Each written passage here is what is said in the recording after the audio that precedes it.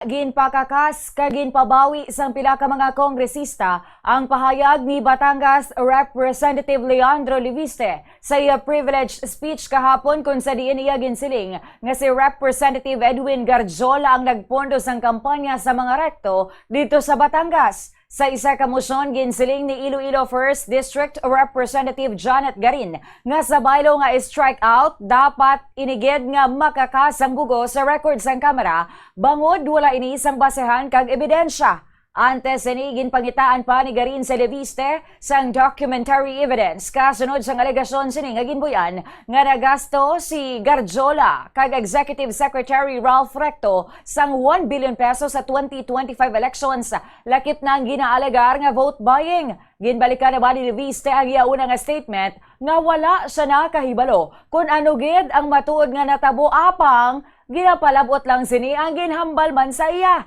Ini ang rason nga nagduso si Garin nga panason ang porsyon sa privilege speech na Leviste nga wala sang ebidensya. Ginaprubahan ini apisar sang objection ni Leviste. Kanina po ay narinig natin ang motion ni Honorable Terry Ridon moving that the speech of the Honorable Leviste be stricken out of the records because it's not a matter of personal and collective privilege.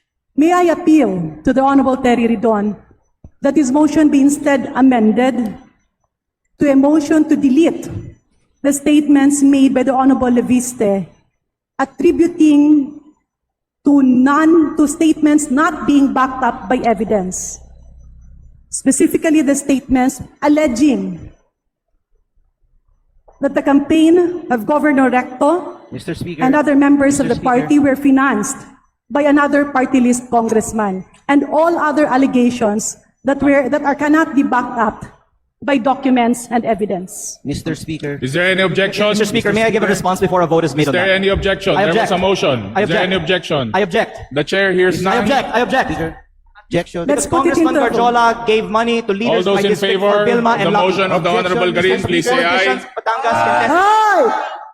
All those against? Objection. Motion is now carried.